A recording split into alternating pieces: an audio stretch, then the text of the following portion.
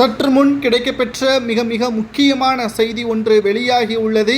தஞ்சை மாவட்டம் முழுவதும் அண்ணாமலைக்கு ஆதரவாக தமிழக பாஜக தலைவராக அவரை மீண்டும் நியமனம் செய்ய வேண்டும், அதிமுகவின் கூட்டணி வேண்டாம் என்று 100க்கு மேற்பட்டவர்கள் சாகும் வரை உண்ணாவிரத போராட்டத்தை நடத்தி வருகிறார்கள். இது மிகப்பெரிய ஒரு பரபரப்பை பாஜகவில் ஏற்படுத்தியுள்ளது. ஏனென்றால் அண்ணாமலை அவர்களது தலைவர் பதவிக்காலம் இந்த ஆண்டுடன் முடிவடைந்து விட்டது.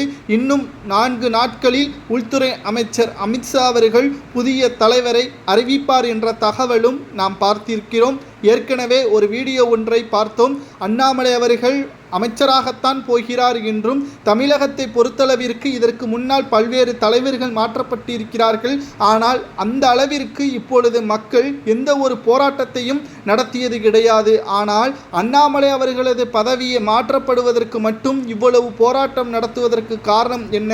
அண்ணாமலை அவர்கள் பாஜகவில் அப்படி என்ன மாற்றத்தை கொண்டு வந்தார் என்று நாம் விசாரித்த பொழுது கிட்டத்தட்ட தமிழகத்தை ஆட்சி செய்யக்கூடிய திமுகவை ஓடவிட்டவர் அண்ணாமலை அவர்கள் என்றும், செந்தில் பாலாஜியை சுமார் 15 மாதங்களுக்கு மேலாக புழல் சிறையில் அடைத்தவர், செந்தில் பாலாஜி அவர்களை கண்ணில் விரலை விட்டு ஆட்டியவர் அண்ணாமலை அவர்கள் என்றும், அனைத்திந்திய அண்ணா திராவிட முன்னேற்ற கழகத்தின் கூட்டணிக்காக பல்வேறு கட்சிகளும் காலை பிடித்து அவர்களுடன் இணக்கமாக இருப்பார்கள்.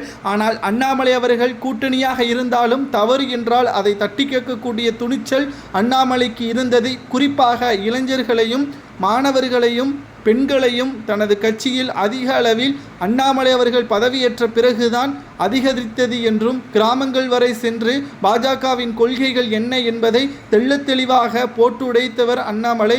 இதுவரை பாஜக நோட்டாவிற்குத்தான் போட்டி, எங்களுக்கு போட்டி கிடையாது என்று பாஜகவை பற்றி விமர்சனம் செய்த திமுகவிற்கு பேரிடியாக சில தொகுதிகளில் 2வது இடத்தில் வந்தது பாஜக. பல்வேறு இடங்களில் 3வது இடத்திற்கு அதிமுகவும் 2வது இடத்திற்கு பாஜகவும் வந்திருக்கிறது என்றால் அது அண்ணாமலை அவர்களால் மட்டும்தான் முடிந்தது என்று தஞ்சை மாவட்டம் முழுவதும் வேண்டும் வேண்டும் அண்ணாமலை வேண்டும், வேண்டாம் வேண்டாம் அதிமுகவின் கூட்டணி வேண்டாம் என்று அண்ணாமலையை தமிழக பாஜக தலைவராக நீடிக்க வலியுறுத்தி 100க்கும் மேற்பட்டோர் சாகும் வரை உண்ணாவிரத போராட்டம் நடைபெறும் என தெரிவிக்கப்பட்டிருக்கிறது.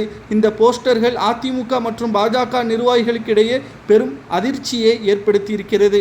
உங்களது கருத்துக்களை கூறுங்கள். அண்ணாமலை தமிழக பாஜக தலைவராக தொடரலாமா அல்லது மத்திய அமைச்சராக நியமனம் செய்யப்படலாமா என்பதை உங்களது கருத்துக்களையும், இதுவரை பாஜகவின் தலைவராக சிறப்பாக செயல்பட்டவர் யார் என்பதை உங்களது கருத்துக்களை கமெண்ட் வாயிலாக பெயரை கூறுங்கள். நன்றி, வணக்கம்.